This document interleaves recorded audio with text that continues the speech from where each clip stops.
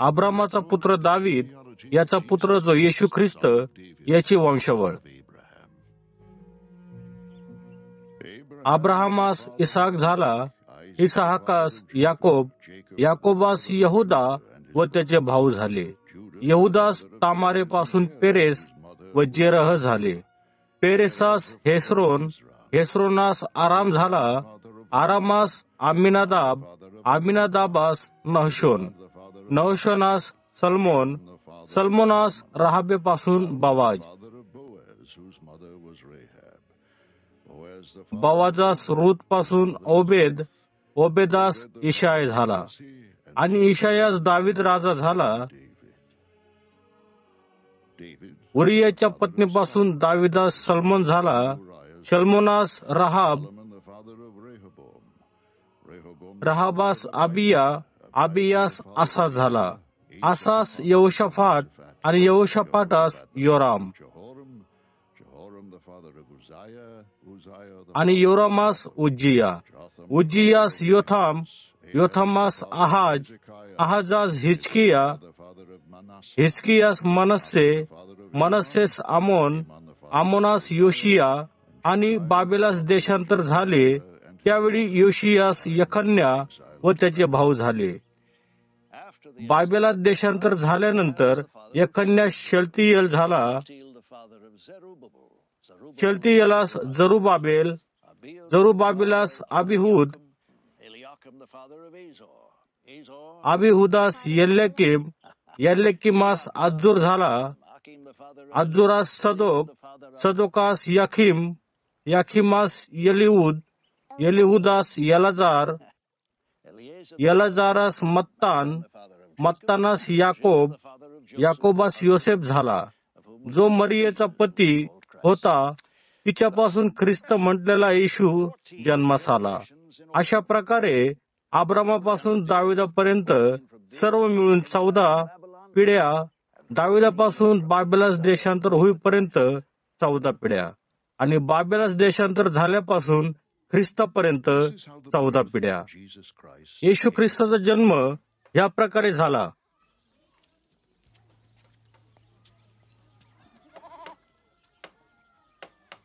त्याची आई मरिया हिची येशूपाशी मागणी झालेली होती, पण त्याचा सहवास होण्यापूर्वी ती पवित्र आत्म्यापासून गर्भवती झालेली दिसून आली.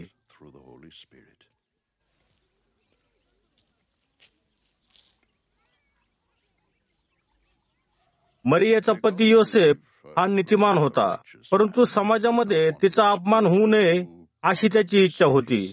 म्हणून त्याने गुप्तपणे तिच्याशी मागणी मोडण्याचा निर्णय घेतला.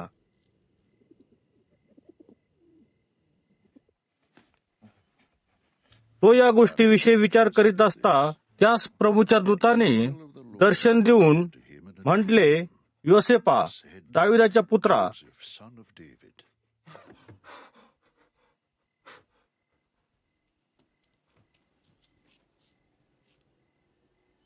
तू मरियाला आपली पत्नी म्हणून स्वीकार करण्यास घाबरू नकोस, कारण जो गर्भ तिच्या पोटी राहिला आहे तो पवित्र आत्म्यापासून आहे आणि ती पुत्राला जन्म देईल आणि तू त्याचे नाव येशू ठेव.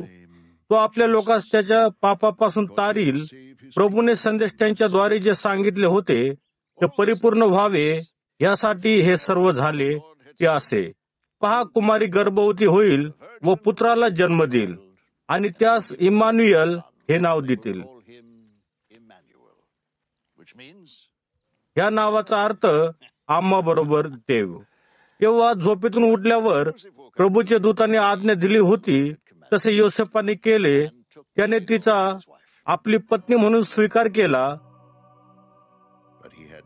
तरी मुलाचा जन्म होईपर्यंत त्याने तिच्याशी सहवास ठेवला नाही आणि त्याने त्याचे नाव येशू ठेवले.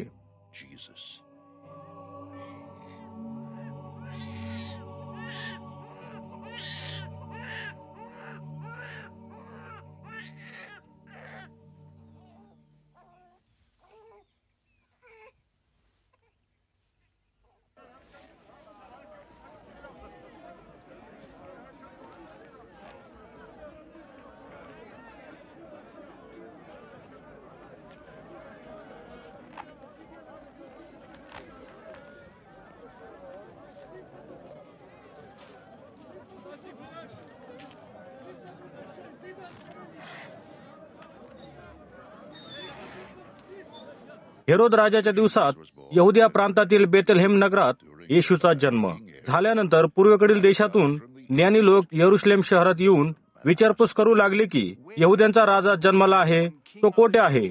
आम्ही पूर्वेला त्याचा तारा पाहिला आणि त्यास नमन कराव्यास आलो आहोत.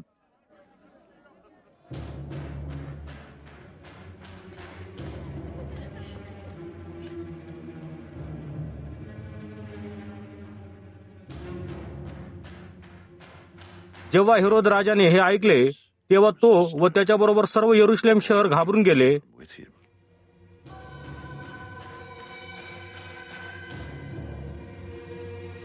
हेरोद राजाने जे सर्व मुख्य याजकांना व नियमशास्त्राचे शिक्षक यांना एकत्र जमवून त्यांना विचारले की ख्रिस्ताचा जन्म कोठे होणार आहे, ते त्यास म्हणाले, यहुद्या प्रांतातील बेथलेहेम शहरात.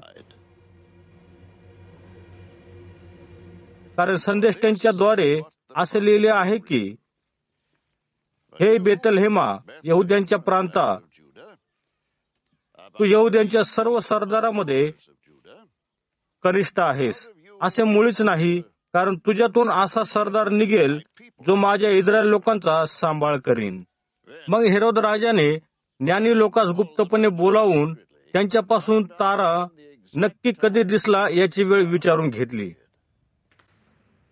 त्याने त्यांना बेथलेहेमास पाठवताना म्हटले, तुम्ही जाऊन त्या बालकाविषयी बारकाईने शोध करा व तुम्हाला शोध लागल्यावर मला कळवा, म्हणजे मीही येऊन त्यास नमन करीन.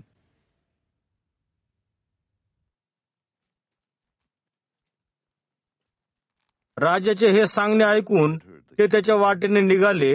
जो तारा त्यांनी पूर्वेस पाहिला होता त्याने बेथलेहेम नगरापर्यंत त्यांचे मार्गदर्शन केले आणि ज्ञानी लोक बालकापर्यंत पोहोचेपर्यंत त्यांच्या पुढे चालला.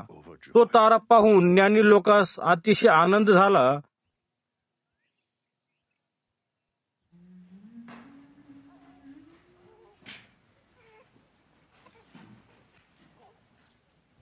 नंतर ते त्या घरात गेले आणि ते बालक आपली आई मरिया हिच्याजवळ असलेले त्यांनी पाहिले व खाली वाकून त्यांनी त्यास नमन केले. त्यांनी आपल्या द्रव्याच्या थैल्या उघडून सोने, ऊद व गंधरस ही दाने अर्पण केली.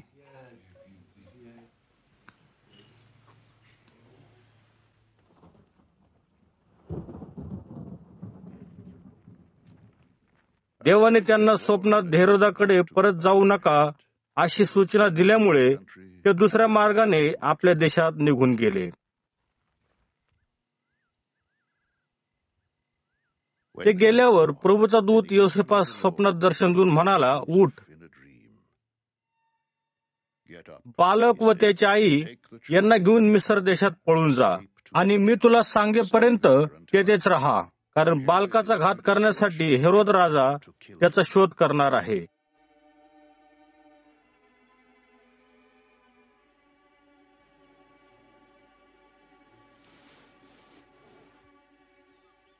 त्या रात्री तो उठला आणि बालक व त्याची आई यांना घेऊन रातोरात मिस्र देशात निघून गेला. तो हेरोदाच्या मरणापर्यंत तेथे राहिला. मी माझ्या पुत्राला मिस्र देशातून बोलावले आहे असे जे प्रभूने संदेश त्यांच्याद्वारे सांगितले ते पूर्ण झाले.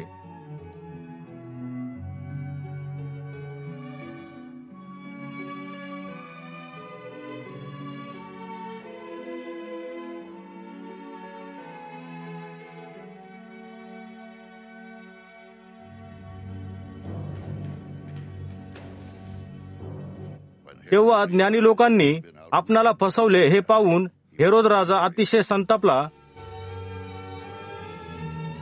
आणि जी वेळ त्याने ज्ञानी लोकांपासून नीट विचारून घेतली होती तिच्याप्रमाणे त्याने बेथलेहेमास व आसपासच्या सर्व प्रदेशात जे 2 वर्षाचे व त्याहून कमी वयाचे पुरुष बालके होते त्या सर्वांना त्याने माणसे पाठवून त्यांच्याकडून जेवे मारले.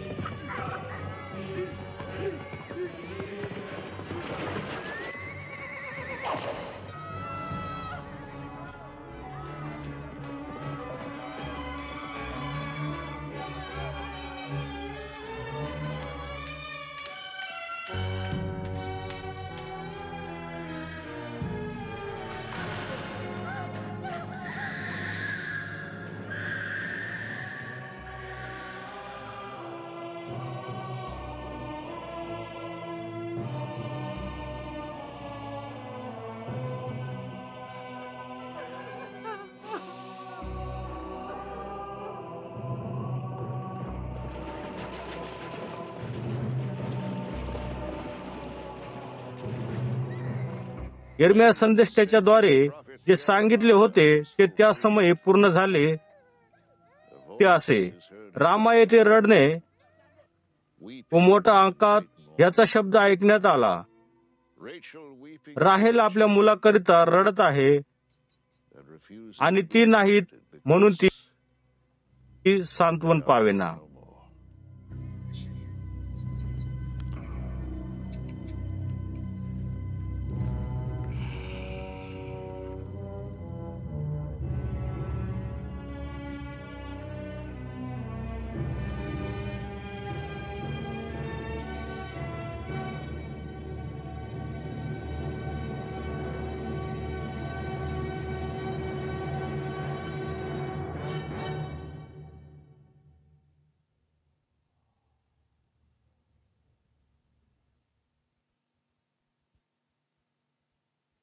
पुढे हेरोद राजा मरण पावल्यावर पहा, प्रभूचा दूत मिस्र देशात योसेफास स्वप्नात दर्शन देऊन म्हणाला, उठ, बालकास व त्याच्या आईस घेऊन इस्रायल देशात जा, कारण बालकांचा जीव घ्यावयास जे पाहत होते ते मरून गेले आहेत.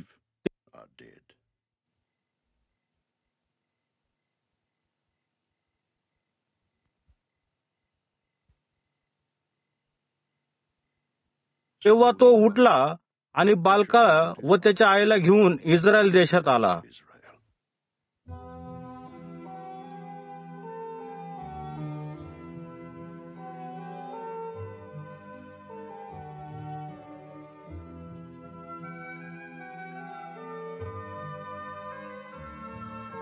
परंतु यारखेलाव हा आपला पिता हेरोद याच्या जागी यहुदिया प्रांतात राज्य करीत आहे असे ऐकून तो तेथे जाण्यास घाबरला आणि स्वप्नात देवाने सूचना केल्यानंतर तो गालिल प्रांतास निघून गेला व नासरेत नावाच्या गावी जाऊन राहिला, अशासाठी की त्याला नासुरी म्हणतील, हे जे संदेष्टाच्या द्वारे सांगितले होते ते पूर्ण व्हावे. बाप्तिस्मा करणारा योहान त्या दिवसात यहुदिया प्रांताच्या अरण्यात येऊन अशी घोषणा करू लागला की, पश्चाताप करा, कारण स्वर्गाचे राज्य जवळ आले आहे. कारण यशाया संदेष्टाच्या द्वारे त्याच्याविषयी असे सांगितले होते की, अरण्यात घोषणा करणारी वाणी झाली, परमेश्वराचा मार्ग तयार करा, त्याच्या वाटा सरळ करा.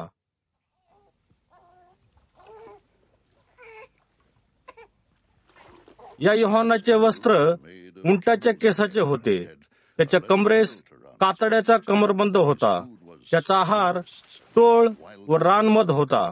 तेव्हा यरुशलेम शहर, सर्व यहुदिया प्रांत व यार्देन नदीच्या आसपासचा संपूर्ण प्रदेश त्याच्याकडे आला. तो आपापली पापे पदरी घेत असता त्यांना त्याच्या हाताने यार्देन नदीत बाप्तिस्मा देण्यात आला.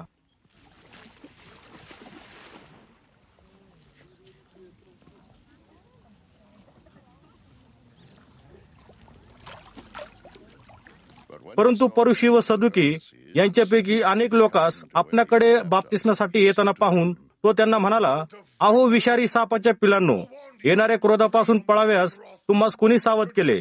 तर पश्चातापाला शोभेल असे योग्य ते फळ द्या.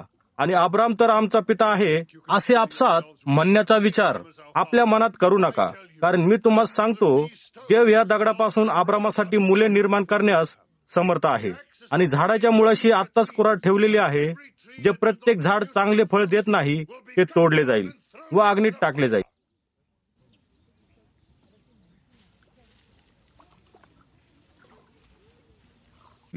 मी तुमचा बाप्तिस्मा पश्चातापासाठी पाण्याने करत आहे, परंतु माझ्या मागून येणारा तो माझ्याहून अधिक सामर्थ्यवान आहे आणि त्याच्या चपला उचलून घेऊन चालण्याची देखील माझी योग्यता नाही. तो तुमचा बाप्तिस्मा पवित्र आत्म्याने व अग्नीने करणार आहे. त्याच्या हातात त्याचे सूप आहे. तो आपले खळे अगदी स्वच्छ करेल व आपले गहू कोठारात साठवेल, पण भूस न विजणाऱ्या अग्नीने जाळून टाकेल.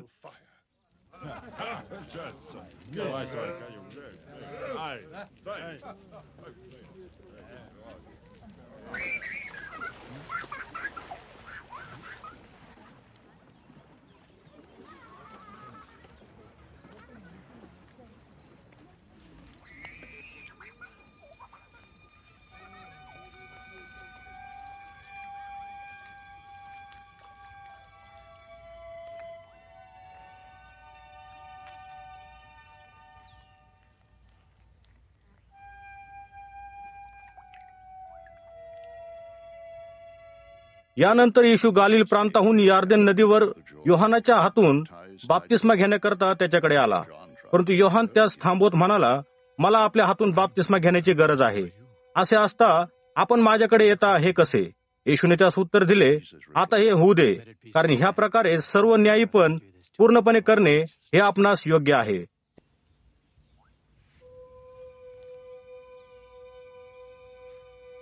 तेव्हा त्याने ते होऊ दिले.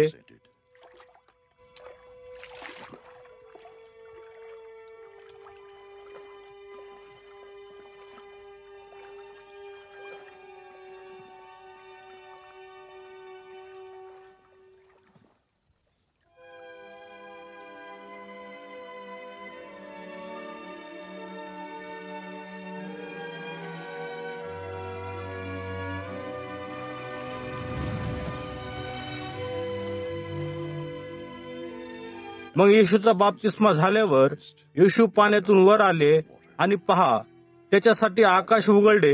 तेव्हा त्यांनी देवाच्या आत्म्याला कबुतरासारखे उतरताना व आपणावर येताना पाहिले.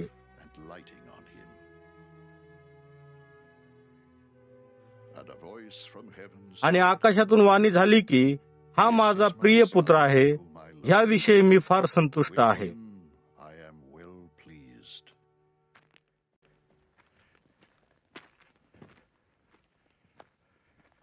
मग सैतानाकडून येशूची परीक्षा व्हावी म्हणून देवाच्या आत्म्याने त्यास अरण्यास नेले.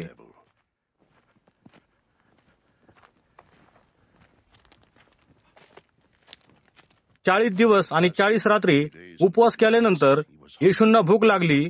तेव्हा परीक्षक येशूची परीक्षा घेण्यासाठी त्याच्याकडे आला व म्हणाला, जर तू देवाचा पुत्र आहेस तर ह्या दगडांना भाकरी होण्याची आज्ञा कर.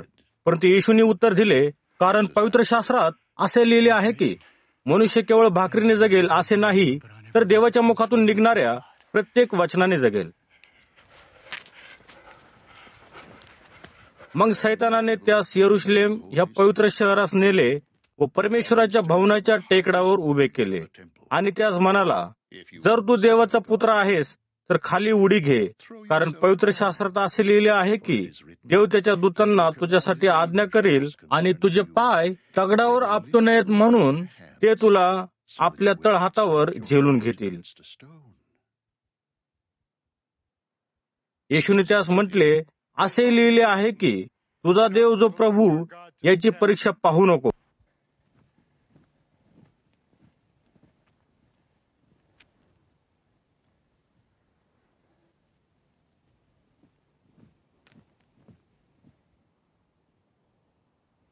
मग सैतानाने त्यास एका अतिशय उंच पर्वतावर नेले व त्याने त्यास जगाची सर्व राज्ये त्यातील सर्व ऐश्वर्य सहित दाखवली.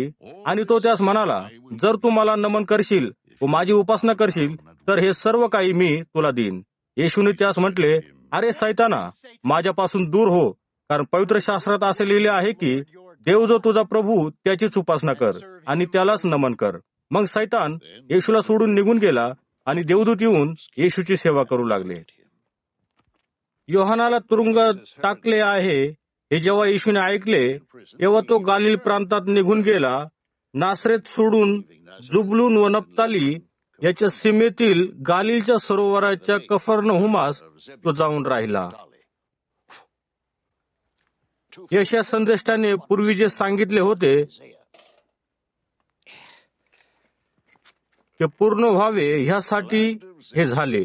ते असे होते की जुबलून आणि नफ्ताली हा प्रांत सरोवराच्या किनाऱ्यावरील यार्देनेच्या पलीकडील प्रदेश व परराष्ट्रीय गालिल. जे लोक काळोखात बसत होते त्यांनी मोठा प्रकाश पाहिला. मरणाचे सावट असलेल्या सावलीत दव प्रदेशात राहणाऱ्या लोकांवर ज्योती उदय पावली आहे. तेव्हापासून येशूने उपदेश करणे सुरू केले व तो म्हणू लागला की पश्चाताप करा, कारण स्वर्गाचे राज्य तुमच्या जवळ आले आहे.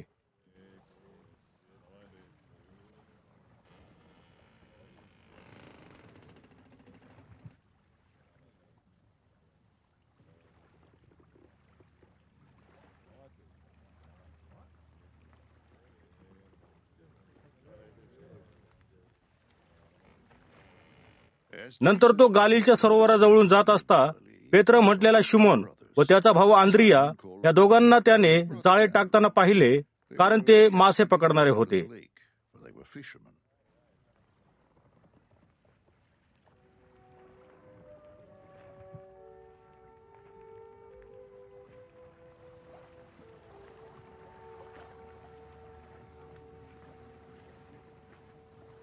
येशू त्यांना म्हणाला, माझ्या मागे या, म्हणजे मी तुम्हास माणसे धरणारे करीन. मग ते लगेचच जाळे सोडून त्याच्या मागे चालू लागले.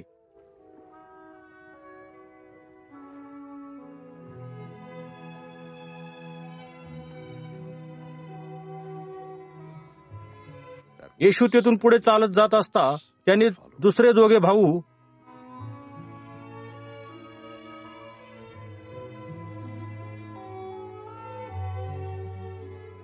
जब्दीचा मुलगा याकोब व त्याचा भाऊ योहान यांना त्याचे वडील जब्दी याच्याबरोबर होडीत पाहिले.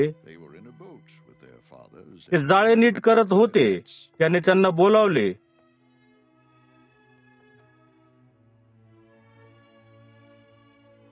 तेव्हा ते दोघेही लगेचच आपली होडी व आपले वडील यांना सोडून त्याच्या मागे गेले.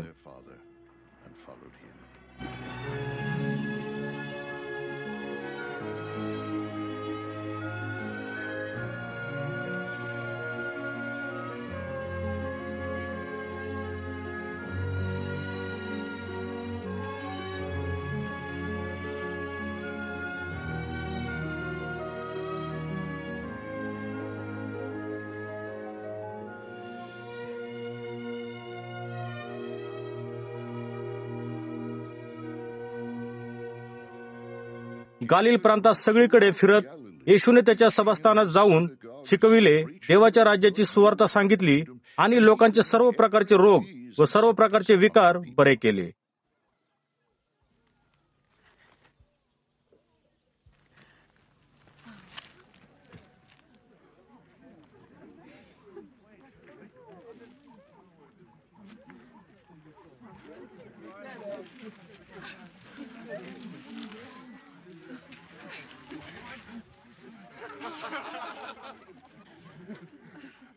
येशूविषयीची बातमी सर्व सिरिया प्रांतभर पसरली. मग ज्या आजारी व अनेक प्रकारच्या रोगांनी पीडित होते, ज्यांना भूतबाधा झाली होती, जे फेफरेकरी व पक्षघात झाला होता, अशा सर्वांना लोकांनी त्याच्याकडे आणले आणि येशूने त्यांना बरे केले.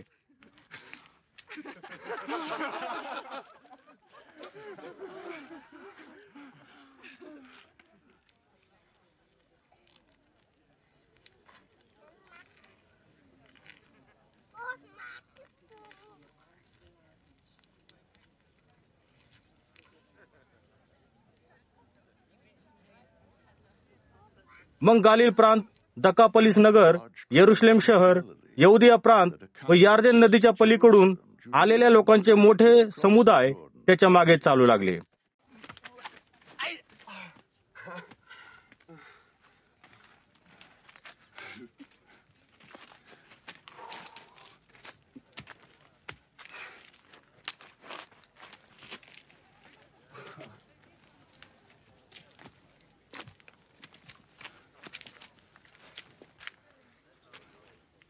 जेव्हा येशूने त्या लोकसमुदायांना पाहिले, तेव्हा तो डोंगरावर चढला.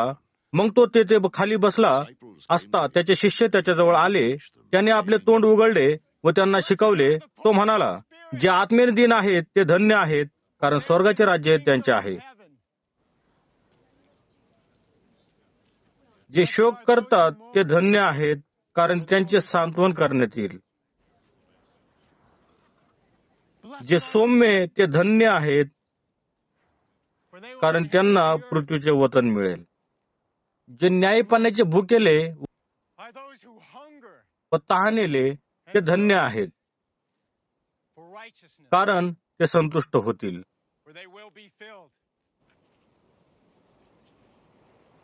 जे दयाळू ते धन्य आहेत, कारण त्यांच्यावर दया करण्यात येईल.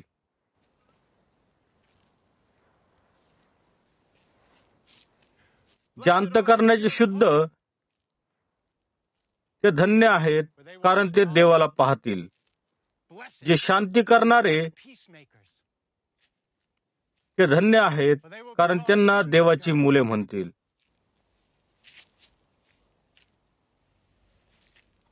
न्यायीपणा करता ज्यांचा छळ झाला आहे ते धन्य आहेत, कारण स्वर्गाचे राज्य त्यांचे आहे.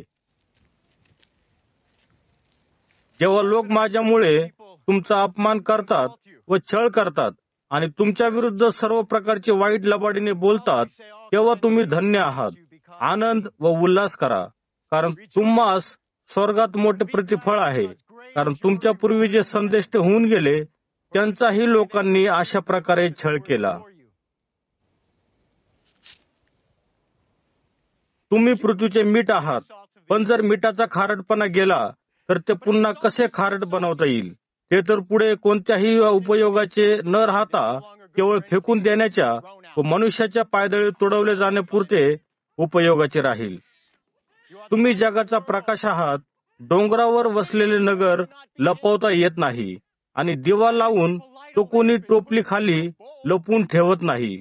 उलट तो दिवटणीवर ठेवतात, म्हणजे तो दिवा घरातील सर्वांना प्रकाश देतो. तुमचा प्रकाश इतरांसमोर अशा प्रकारे प्रकाशू द्या की जेणेकरून त्यांनी तुमची चांगली कामे पाहावी आणि तुमचा पिता जो स्वर्गात आहे त्याचे गौरव करावे. नियमशास्त्रात किंवा संदेष्टाचे ग्रंथ रद्द कराव्यास मी आलो आहे असा विचार करू नका. मी ते रद्द कराव्यास नव्हे तर ते पूर्ण कराव्यास आलो आहे. कारण मी तुम्हास खरे सांगतो, आकाश व पृथ्वी ही नाहीशी होतील, परंतु सर्व काही पूर्ण झाल्याशिवाय नियमशास्त्रातील एकही काना किंवा मात्रा रद्द होणार नाही. त्यास्तव जो कोणी या लहान आज्ञातील एखादी आज्ञा रद्द करील व त्याप्रमाणे लोकांस शिकविल, त्या स्वर्गाच्या राज्यात अगदी लहान म्हणतील. पण जो कोणी त्या पाळील व शिकविल त्या स्वर्गाच्या राज्यात महान म्हणतील. म्हणून मी तुम्हाला सांगतो, शास्त्री व परुषी यांच्या न्यायीपणापेक्षा तुमचे न्यायीपण अधिक झाल्याशिवाय स्वर्गाच्या राज्यात तुमचा प्रवेश होणारच नाही. खून करू नको, आणि जो कोणी खून करतो तो न्यायसभेच्या दंडास पात्र होईल, असे प्राचीन लोकांस सांगितले होते. हे तुम्ही ऐकले आहे. मी तर तुम्हाला सांगतो, जो कोणी आपल्या भावावर उगाच रागवेल तो न्यायसभेच्या शिक्षेस पात्र होईल. जो कोणी आपल्या भावाला अरे वेडंगाळा असे म्हणेल तो वरिष्ठ सभेच्या पात्र होईल. आणि जो कोणी त्याला अरे मूर्खा असे म्हणेल तो नरक अग्नीच्या परीक्षेस पात्र होईल.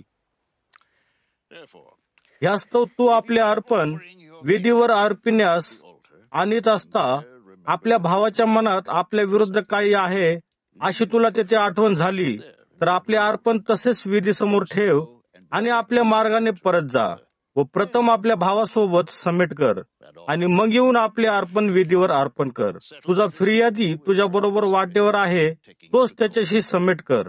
नाहीतर कदाचित फिर्यादी तुला न्यायाधीशाच्या हाती देईल, न्यायाधीश तुला शिपायाच्या हाती देईल आणि तू तुरुंगात पडशील. मी तुला खरे सांगतो, शेवटची दमडी फेडीपर्यंत तू त्याच्यातून सुटणारच नाहीस. व्यभिचार करू नको म्हणून सांगितले होते, हे तुम्ही ऐकले आहे. मी तर तुम्हाला सांगतो, जो कोणी एखाद्या स्त्रीकडे काम वासनेने पाहतो त्याने आपल्या अंतःकरणात तिच्याशी व्यभिचार केलाच आहे. तुझा उजवा डोळा तुला पाप करण्यासाठी प्रवृत्त करीत असेल तर तू उपट आणि फेकून दे. कारण तुझे संपूर्ण शरीर नरकात टाकले जावे यापेक्षा तुझा एका अवयवाचा नाश व्हावा हे तुझ्या हिताचे आहे. तुझा उजवा हात तुला पाप करण्यासाठी प्रवृत्त करीत असेल तर तू तोडून टाकून दे. कारण तुझे संपूर्ण शरीर नरकात पडावे यापेक्षा तुझा एका अवयवाचा नाश व्हावा हे तुझ्या हिताचे आहे. कोणी आपली पत्नी सोडून देतो तर त्याने तिला सूटपत्र द्यावे हे सांगितले होते. मी तर तुम्हाला सांगतो की जो कोणी आपल्या पत्नीला व्यभिचाराच्या कारणाशिवाय टाकतो तो तिला व्यभिचारिणी करीतो. आणि जो कोणी अशा टाकलेल्या पत्नीबरोबर लग्न करतो तो व्यभिचार करतो. आणखी खोटी शपथ वाहू नको, तर आपल्या शपथा परमेश्वरापुढे खऱ्या कर. म्हणून प्राचीन काळच्या लोकांस सांगितले होते, हे तुम्ही ऐकले आहे. मी तर तुम्हाला सांगतो, शपथ वाहूच नका. स्वर्गाची नका, कारण ते देवाचे आसन आहे. पृथ्वीचीही वाहू नका, कारण ती त्याचे पादासन आहे. यरुशलेमीचीही वाहू नका, कारण ती थोर राजाची नगरी आहे. आपल्या मस्तकाचीही वाहू नको, कारण तू आपला एकही केस पांढरा किंवा काळा करू शकत नाही. तर तुमचे बोलणे होय तर होय आणि नाही तर नाही एवढेच असावे. याहून अधिक ते त्या दुष्टापासून आहे. डोळ्याबद्दल डोळा व दाताबद्दल दात असे सांगितले होते, हे तुम्ही ऐकले आहे. परंतु मी तर तुम्हाला सांगतो, दुष्टाला अडवू नका. जो कोणी तुझ्या उजव्या गालावर मारतो त्याच्याकडे दुसरा गाल कर. जो तुझ्यावर आरोप करून तुझी बंडी घेऊ पाहतो त्यास तुझा अंगारखाही घेऊ दे. आणि जो कोणी तुला बळजबरीने धरून एक कोस नेईल त्याच्याबरोबर 2 कोस जा. जो कोणी तुझ्याजवळ काही मागतो त्यास दे, आणि जो तुझ्यापासून उसने घेऊ पाहतो त्यास पाठमोरा होऊ नको.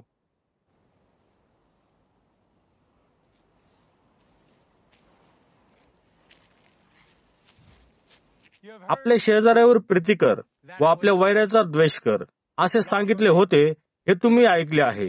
मी तर तुम्हाला सांगतो, तुम्ही आपल्या वैऱ्यावर प्रीती करा आणि जे तुमचा छळ करतात त्यांच्यासाठी प्रार्थना करा, अशासाठी की तुम्ही आपल्या स्वर्गातील पित्याचे पुत्र व्हावे. कारण तो दुष्टावर व चांगल्यावर आपला सूर्य उगवतो आणि नीतिमानावर व अनितिमानावर पाऊस पाडतो. कारण जे तुमच्यावर प्रीती करतात त्यांच्यावर तुम्ही प्रीती केली, तर तुम्हास काय प्रतिफळ मिळावे? जकातदारही तसेच करतात की नाही?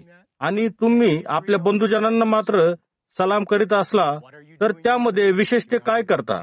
परराष्ट्रीय लोकही तसेच करीतात ना? यास्तव जसा तुमचा स्वर्गीय पिता परिपूर्ण आहे तसे तुम्हीही परिपूर्ण व्हा.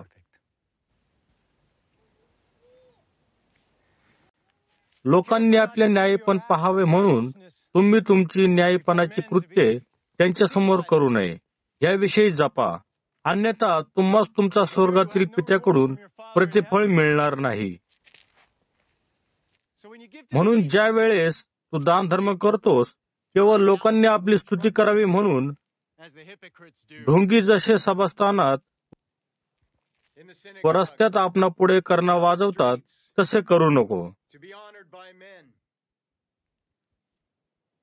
मी तुम्हास खरे सांगतो, त्यांना आपले प्रतिफळ मिळालेच आहे. म्हणून जेव्हा तुम्ही दान कराल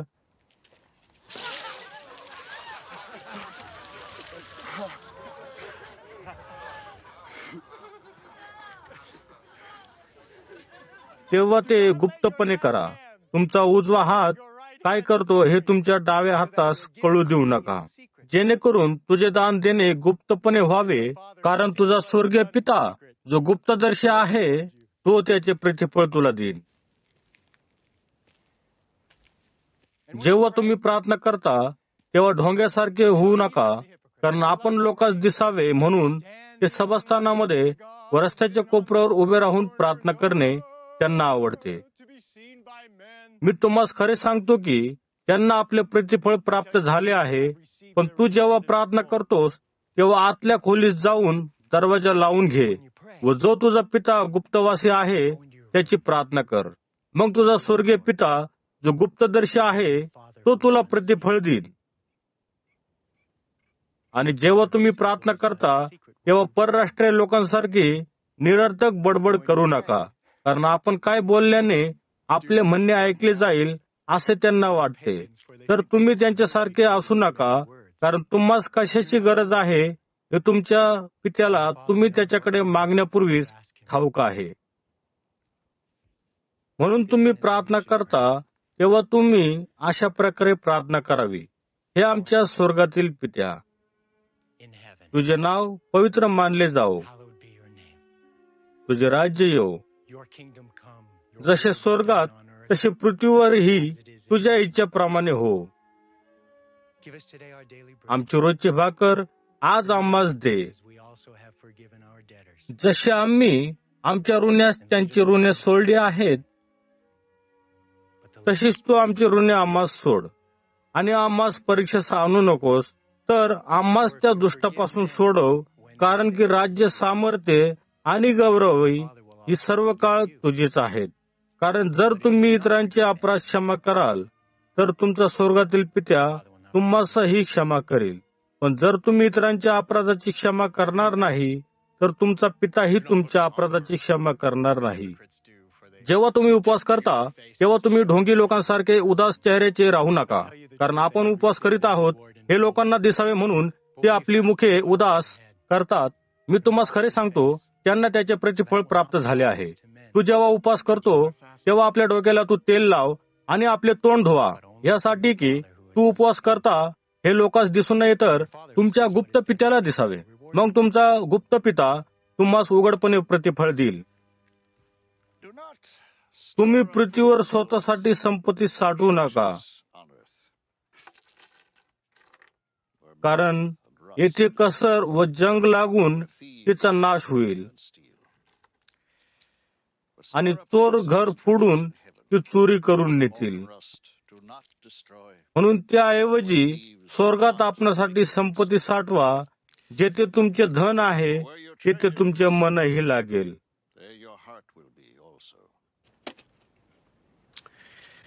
डोळा शरीराचा दिवा आहे.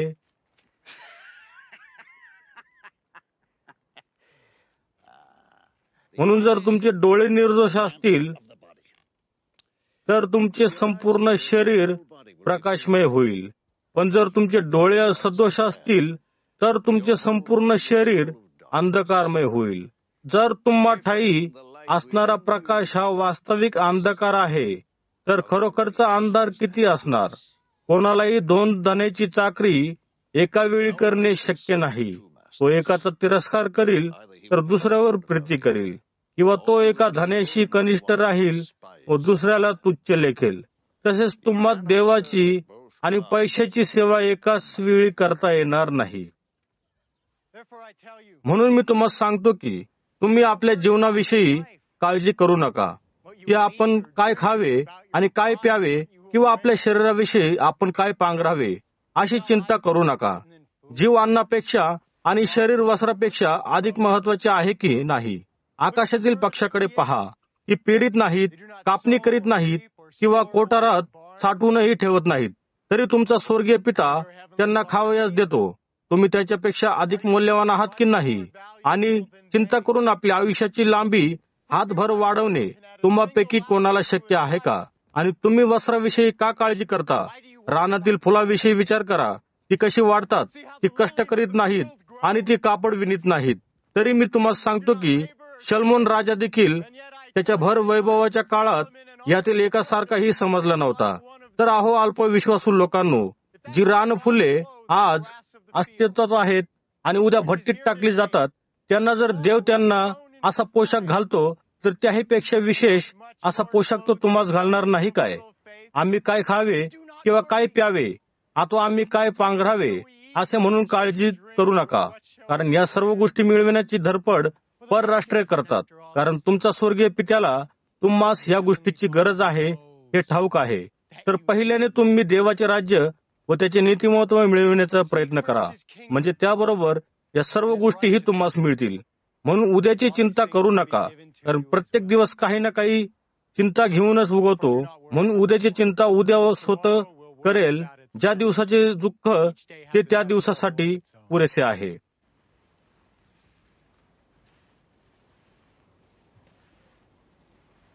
इतरांचे दोष काढू नका, म्हणजे तुमचे दोष काढण्यात येणार नाहीत. कारण ज्या प्रकारे तुम्ही इतरांचे दोष काढतात, त्याच प्रकारे तुमचेही दोष काढले जातील. आणि ज्या मापाने तुम्ही मोजून देता, त्याच मापाने तुम्हास परत मोजून देण्यात येईल.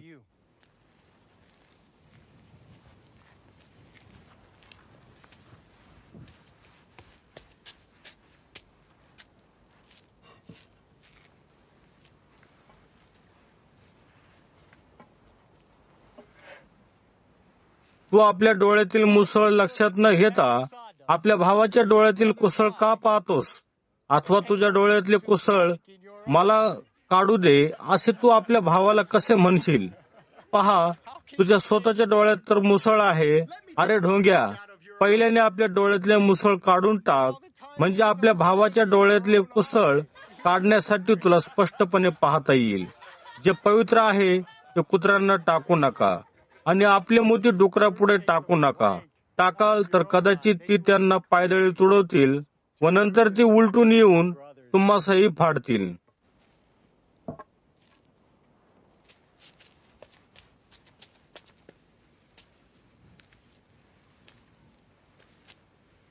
मागा म्हणजे तुम्हाला देण्यात येईल, शोधा म्हणजे तुम्हाला सापडेल, ठोका म्हणजे तुमच्यासाठी उघडले जाईल.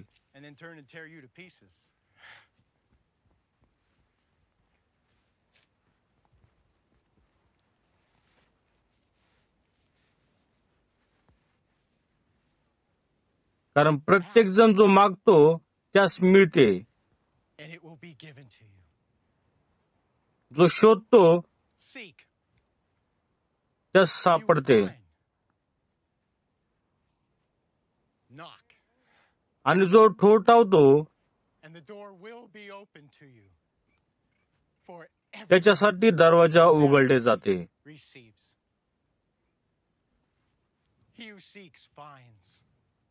तुमच्यामध्ये कोण मनुष्य असा आहे जो आपल्या मुलाने भाकर मागितली तर त्यास दगड देईल, किंवा त्याने मासा मागितला असता त्याऐवजी त्यास साप देईल? वाईट असूनही जर तुम्हास आपल्या मुलांना चांगल्या गोष्टी देण्याचे कळते, तर तुमच्या स्वर्गातील पित्याकडे जे मागतात त्यांच्या गरजा तो किती चांगल्या प्रकारे भागविल. यासाठी ज्या गोष्टी लोकांनी तुमच्यासाठी कराव्यात असे तुम्हाला वाटते, त्या सर्व गोष्टी तुम्हीही त्यांच्यासाठी करा, कारण नियमशास्त्रांच्या व संदेष्टांच्या शिकवणीचे सार हेच आहे. अरुंद दरवाजाने आत जा, कारण नाशाकडे जाण्याचा दरवाजा रुंद व मार्ग प्रशस्त आहे आणि त्यातून आत जाणारे पुष्कळ लोक आहेत. पण जीवनाकडे जाण्याचा दरवाजा अरुंद व मार्ग अडचणीचा आहे आणि ज्यास तो सापडतो ते फारच थोडके आहेत. खोट्या संदेष्टांविषयी सावध असा. ते मेंढरांच्या वेशात घेऊन तुमच्याकडे येतात, पण खरे सांगायचे तर ते क्रूर लांडग्यासारखे आहेत. त्यांच्या फळावरून तुम्ही त्यास ओळखाल. काटेरी झाडाला द्राक्षे लागतात काय, किंवा रिंगणीच्या झाडाला अंजिरे येतात काय? त्याचप्रमाणे चांगले झाड चांगले फळ देते, परंतु वाईट झाड वाईट फळ देते. चांगल्या झाडाला वाईट फळे येणार नाहीत आणि वाईट झाडाला चांगली फळे येणार नाहीत. जे झाड चांगले फळ देत नाही ते तोडण्यात येते व अग्नीत टाकले जाते.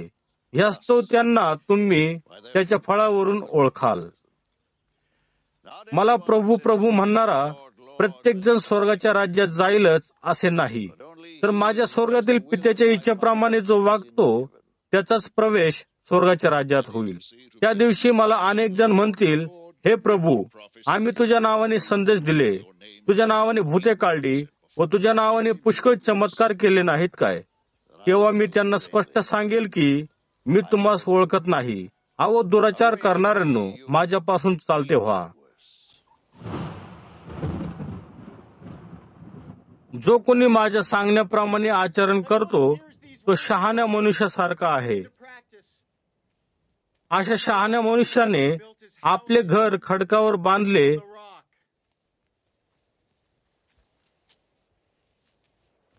मग जोराचा पाऊस झाला आणि पूर आला. जोराचा वारा आला, वादळास घर सापडले, पण ते पडले नाही, कारण त्याचा पाया खडकावर बांधला होता. जो कोणी माझी ही वचने ऐकून त्याप्रमाणे आचरण करीत नाही तो कोणा एका मूर्ख मनुष्यासारखा आहे. त्याने आपले घर वाळूवर बांधले. मग जोराचा पाऊस आला आणि पूर आला. जोराचा वारा सुटला. वादळ वाऱ्यात ते घर सापडले आणि कोसळून पडले.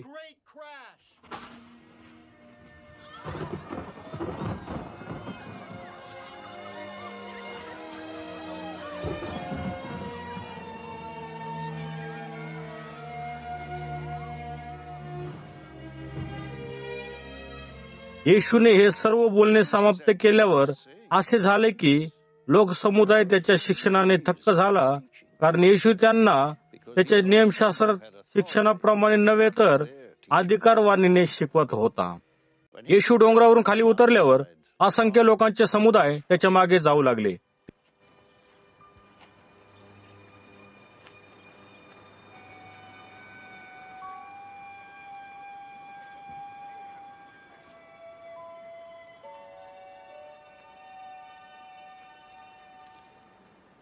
तेव्हा पहा, एक कुष्ठरोगी त्याच्याकडे आला व त्यास नमन करून म्हणाला,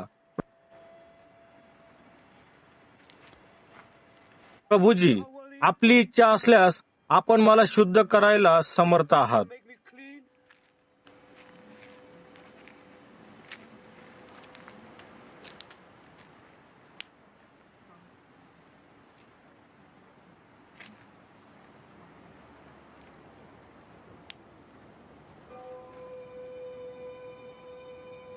तेव्हा येशूने आपला हात पुढे करून त्यास स्पर्श केला व म्हटले, माझी इच्छा आहे, शुद्ध हो.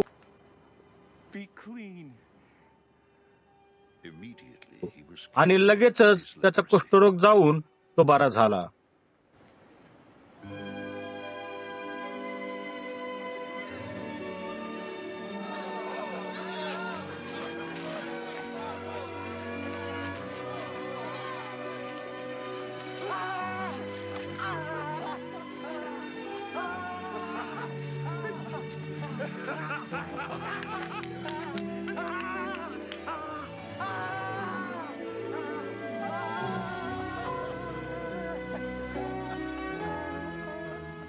मग येशूने त्यास म्हटले, पहा, हे कोणाला सांगू नको, तर जाऊन स्वतःच याजकाला दाखव आणि त्यांना सत्यतेची साक्ष पटावी म्हणून तुझ्या शुद्धीकरता मोशेने नेमलेले अर्पण वाहा.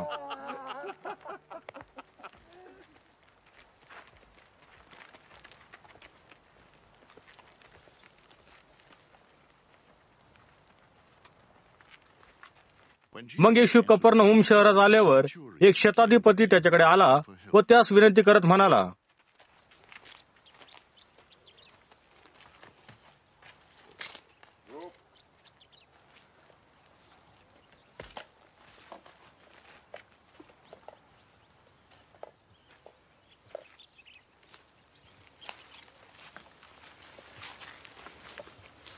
प्रभूजी, माझा चाकर पक्षघाताने अतिशय आजारी होऊन घरात पडून आहे. येशू त्यास म्हणाला, मी येऊन त्यास बरे करीन. तेव्हा शताधिपतीने उत्तर दिले की, प्रभूजी, आपण माझ्या छपराखाली यावे अशा योग्यतेचा मी नाही, पण आपण शब्द मात्र बोला म्हणजे माझा चाकर बरा होईल. कारण मीही एक अधिकारी असून माझ्या हाताखाली शिपाई आहेत. मी एकाला जा म्हटले की तो जातो, दुसऱ्याला ये म्हणले की तो येतो, आणि माझ्या दासाला हे कर म्हणले की तो ते करतो. हे ऐकून येशूला आश्चर्य वाटले व आपल्या मागे येत असलेल्या लोकांस तो म्हणाला, मी तुम्हास खरे सांगतो, मला इस्रायलास एवढा विश्वास आढळला नाही. मी तुम्हाला सांगतो की पूर्वेकडून व पश्चिमेकडून पुष्कळ जण येतील आणि स्वर्गाच्या राज्यात अब्राहम, इसाक व याकोब यांच्या पक्तीस बसतील, परंतु राज्याचे पुत्र बाहेरील अंधारात टाकले जातील. तेथे रडणे व दात खाणे चालेल. मग येशू शताधिपतीला म्हणाला, जा, तू जसा विश्वास ठेवला तसे तुला मिळाले आहे.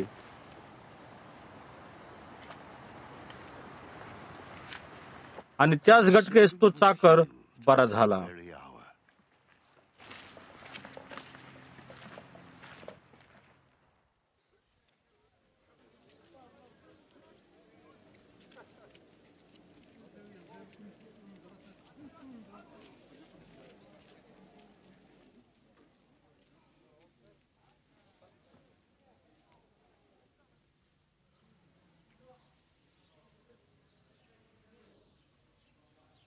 नंतर येशू पेत्राच्या घरात गेला आणि त्याची सासू तापाने आजारी पडली आहे असे त्याने पाहिले.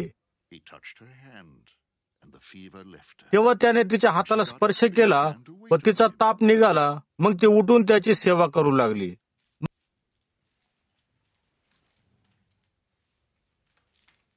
मग संध्याकाळ झाल्यावर लोकांनी असंख्य दुष्ट आत्म्याने ग्रासलेल्यांना त्याच्याकडे आणले. तेव्हा त्याने भूते केवळ शब्दाने घालवली व सर्व आजारांना बरे केले. त्याने स्वतः आमचे विकार घेतले आणि आमचे रोग वाहिले. असे जे यशाया संदेष्टाच्या द्वारे सांगितले होते ते पूर्ण व्हावे म्हणून असे झाले.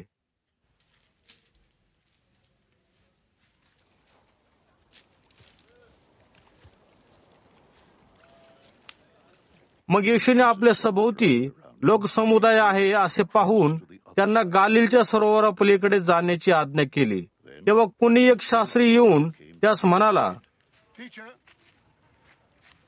गुरुजी, आपण जेथे कुठे जाल तेथे मी आपल्या मागे येईन. येशू त्यास म्हणाला, होकडास बिळे व आकाशातील पाखरास घरटे आहेत, परंतु मनुष्याच्या पुत्राला आपले डोके टेकण्यास ठिकाण नाही.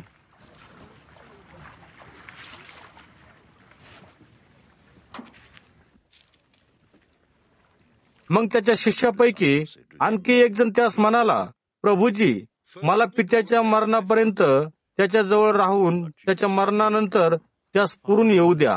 येशूने त्यास म्हटले, तू माझ्या मागे ये आणि जे मरण पावलेले आहेत त्यांना आपल्या मरण पावलेल्यांना पुरू दे. मग तो तारवास चढल्यानंतर त्याचे शिष्यही त्याच्या मागे चढले.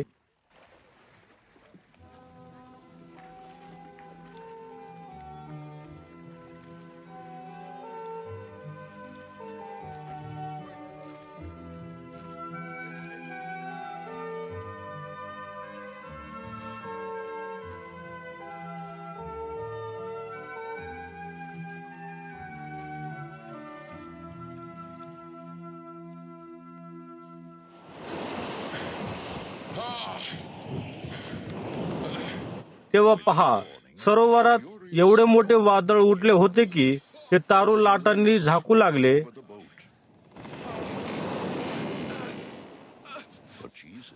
तेव्हा येशू तर झोपेत होता. तेव्हा ते त्याच्याजवळ येऊन त्यास जागे करून म्हणाले, प्रभूजी, वाचवा, आम्ही बुडत आहोत. तो त्यांना म्हणाला, अहो अल्पविश्वासी, तुम्ही का घाबरला?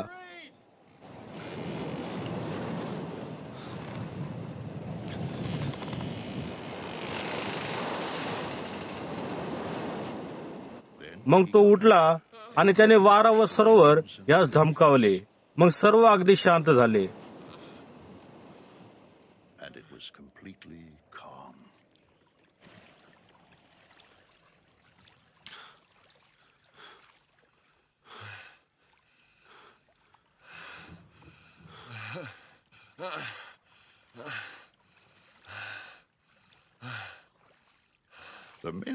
तेव्हा त्या मनुष्यांना फार आश्चर्य वाटले व ते म्हणाले, हा कोणत्या प्रकारचा मनुष्य आहे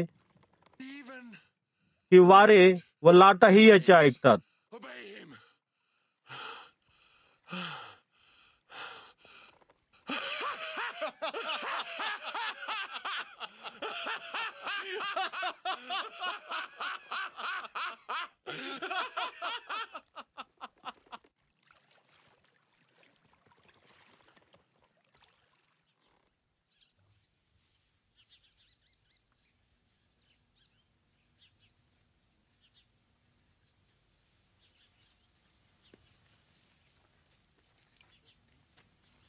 मग तो पलीकडे गद्रेकराच्या देशात गेल्यावर त्यास 2 भूतग्रस्त कबरातून निघून येत असताना भेटले. ते भयंकर हिंसक होते म्हणून त्या वाटेने कोणालाही जाणे शक्य नव्हते.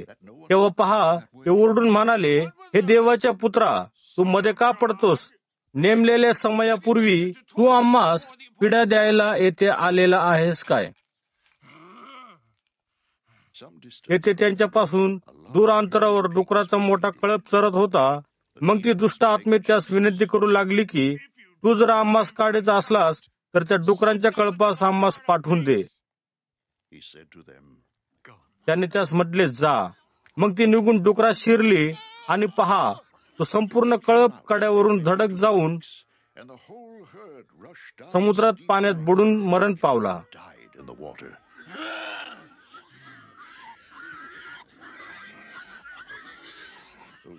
मग त्या डुकराला चारणारे नगरात पळाले आणि त्यांनी जाऊन भूतग्रस्ताच्या गोष्टी सकट सर्व वर्तमान जाहीर केले.